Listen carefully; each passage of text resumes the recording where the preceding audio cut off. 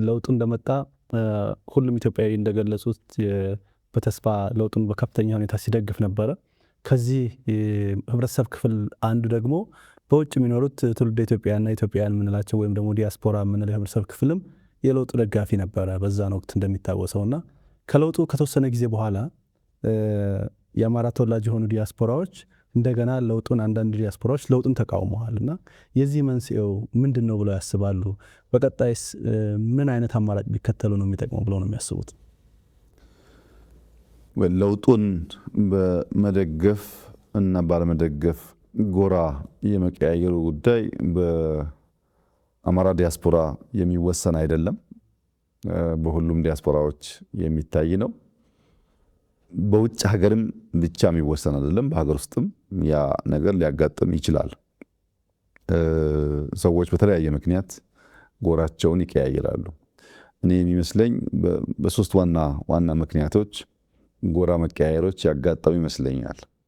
አንደኛው የተሳሳተ ስሌት የነበራቸው ግለሰቦች ናቸው። ልክ ለውጡ ሲመጣ አንተ ባህር ዳር ተቀምጠህ የሆነ ጉዳይ ጽፈህ ሊሆን ይችላል፣ ተናግረህ ሊሆን ይችላል። እኔ እዚህ አዲስ አበባ ሆኜ የሆነ ነገር አድርጌ ሊሆን ይችላል። አንዱ ናይሮቢ ሆኖ የሆነ ነገር አድርጎ ሊሆን ይችላል። ሁሉም ሰው ይሄን ለውጥ የጀመርኩት ያመጣሁት ያዋለድኩት እኔ ነኝ ብሎ አምኗል። ብዙ ግለሰቦች ያሉበት ሁኔታ አጠቃላይ ለውጡን መርቶ ከአንድ ጫፍ ለማድረስ የሚያስችል አለመሆኑ በግልጽ የሚታይ ቢሆንም ግን አምነዋል። ሰዎቹ እኔ ነኝ የዚህ ለውጥ ባለቤት፣ እኔ ታስሬ፣ እኔ አገር ተሰድጄ፣ እኔ እንደዚህ ሆኜ ያመጣሁት ይሄን ለውጥ እና ይሄ የመጣው ለውጥ እኔ በማስበው መንገድ መሄድ አለበት። ከተቻለ ምነክስ፣ ካልተቻለ ደግሞ ማነክስ መሆን አለብኝ የሚል እምነት ያመኑ ሰዎች የተጋባባቸው ግለሰቦች ነበሩ።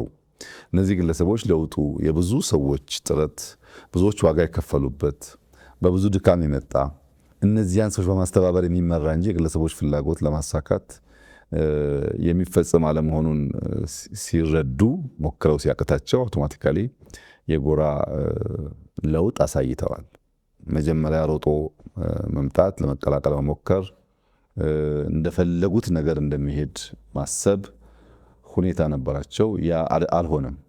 አንድን ለውጥ በራስ መመዘኛ በራስ መነጽር ብቻ ማየት ስትጀምር የሌሎችን ማድመጥ ሲሳነ ይሄ ችግር ያጋጥማል። እኛ ለውጡ መጥቶ በህግ ስልጣን ከያዘን በኋላ የኛ እምነትና እውቀት በቂ አይደለም። የህዝቡን ልብ ትርታ ማድመጥ አለብን። ህዝቡ እንደሚያስብ ማወቅ አለብን። ያደረግነው ሙከራ እንኳን አይተው ትምህርት አለመውሰድ ማለት ነው። ሁለተኛው የጎራ መደበላለቅ የሚታየው ለርካሽ ዓላማ የሚቃወሙ ሰዎች ናቸው። ከዩቱብ ንግድ ጋር የሚያያዝ ወይም በአንዳንድ ሀገራት አሳይለም ለመጠየቅ ጥገኝነት ለመጠየቅ መደረግ ሙከራ መቃረን፣ መሳደብ፣ ማንቋሸሽ ብቸኛ መንገድ ብሎ የሚያስቡ ሰዎችም እንዲሁ አሉ። ይሄን የምታየው አንዳንድ ሰዎች በጣም ያንቋሽሹ ሲሳደብና ኢትዮጵያ ሲመጡ እኛ እኮ እንዲህ ያልመሰለንም ሀገር ተቀይሯል፣ ብዙ ለውጥ ነው ያለው፣ በደንብ አልነገራችሁንም፣ በጣም እንደተጸጸቱ ሰዎች ሆነው ይቀርባሉ። ሄዶ ደግሞ ትንሽ 6 ወር 8 ወር ሲቆይ የግድ ገንዘብ ጥቅም ስለሆነ መልሶ ያ ባህሪ ሲያገረሽ ታያለህ። እንደነዚህ አይነት ሰዎች አሉ።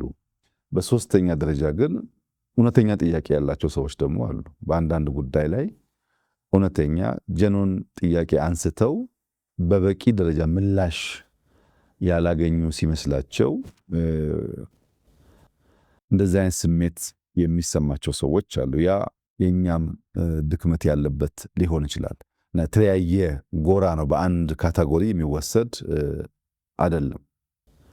መንገዳቸው ምን ይሁን፣ እንዴት ቢቀጥሉ ይሻላል ላልከኝ፣ ያው እውነተኛ ጥያቄ ያላቸው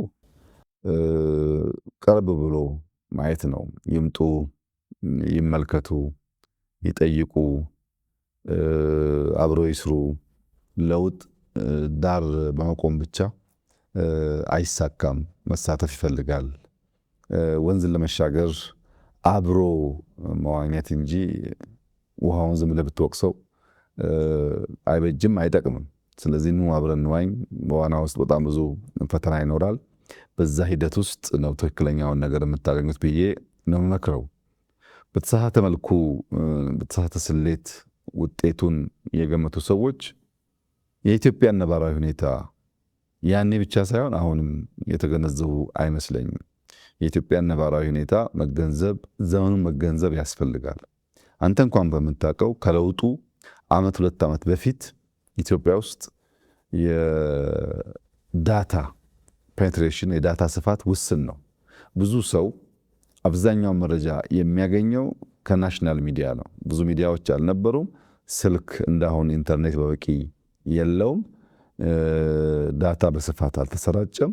ብዙ መረጃ የሚሰራጭበት መንገድ ውስን ነው። አንተ ብቸኛው ተናጋሪ ልትሆን ትችላለህ። አሁን በጣም ብዙ ተናጋሪ፣ ብዙ ተንታኝ፣ ብዙ አዋቂ ያለበት ጊዜ ነው። በአንዳንድ ጉዳዮች ላይ ብዙ መረጃም ያለበት ጊዜ ነው እና ነባራዊ ሁኔታውን ማወቅ ያስፈልጋል። ለውጥ የአንድ ሰሞን ድግስ አይደለም፣ ሂደት ነው። በዚያ ሂደት ውስጥ ብዙ ጉዳዮች ሊቀያየሩ ይችላሉ። ረጅም መንገድ መሆኑን አምኖ ራስን አስተምሮ ራስን አጀስት ማድረግ የሚያስፈልግ ይመስለኛል። ጫና መቋቋም የሚሳናቸው ለጊዜያዊ ችግር ሲሉ ደግሞ ሸብረክ የሚሉ ሰዎች ጥጃው ሳይወለድ በረቶ አይዘጋም። መከራው፣ ችግሩ፣ ሂደቱ በአጭር ጊዜ ውስጥ የሚፈጸም ስላልሆነ ለርካሽ ዓላማ ለርካሽ ጥቅም ሲባል ከቁም ነገር መጉደል አይሆንባችሁ። ታሪክ መስራት የሚያስችል ሁኔታ ካለ ለዚያ መሄድ፣ ያም ካልተቻለ ደግሞ ከታሪክ ቀኝ መቆም እንጂ ላነሰ ለወቅታዊ ችግር ሲባል ብርታት በማጣት አቋም በማጣት የሀገርን ጥቅም በመወላወል ማሳጣት ጥቅም አለው ብዬ ብዙ አላምንም። በዚህ መንገድ ቢኬድ ይሻላል ብዬ አስባለሁ። ስራው እስከተሰራ ድረስ ውጤት እስካለ ድረስ የሰው ልጅ የማየት የማመዛዘን አቅም እስካለ ድረስ እውነታው እየተገለጠ መሄዱ አይቀርም ብዬ አምናለሁ።